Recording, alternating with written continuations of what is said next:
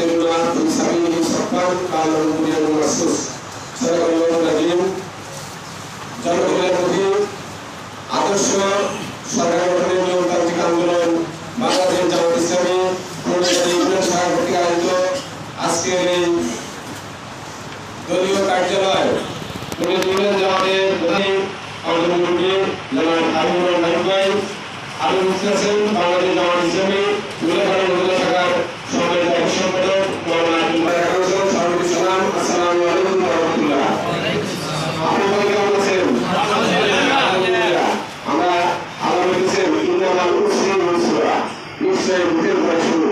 আজকে আমরা 2008 সালের 30 জানুয়ারি নির্বাচন, সেই নির্বাচনকে কেন্দ্র করে আমাদের বাজারে অফিস ছিল জনগণের সবার উপস্থিতি এবং সকাল বিকাল ছিল আমরা দিনগুলো 16টি বছর আমাদের সেই রাজনৈতিক অধিকার থেকে বঞ্চিত ছিলাম, আমাদেরকে বঞ্চিত করা হয়েছে। আমরা কি ছিল বাংলাদেশ সমাজ চালু করতে চাই, সাহায্য আদর্শ নেতৃত্ব প্রতিষ্ঠা করতে চাই, সমাজ থেকে যত রকম দুর্নীতি ঘুষ সুদ জুয়া এক কথায় যত রকম অপকর্ম আছে সব উৎখাত করে আল্লাহ তাআলা কোরআন এবং সুন্নাহ অনুযায়ী দেশকে পরিচালিত করতে চায়।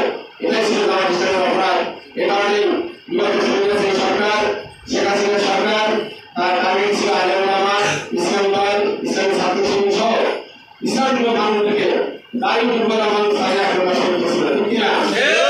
আজকে আমরা আলহামদুলিল্লাহ সেই জগন্নাথ পাথর ভারতের সেবাদাস হাসিনা মুক্ত বাংলাদেশে আমরা উন্মুক্ত পরিবেশে চুটিয়া বাজারে জামাত ইসলামের কার্যালয় উন্নয়ন করতে পারছি। আল্লাহর আওয়াজ শুনে এগুলো আলহামদুলিল্লাহ।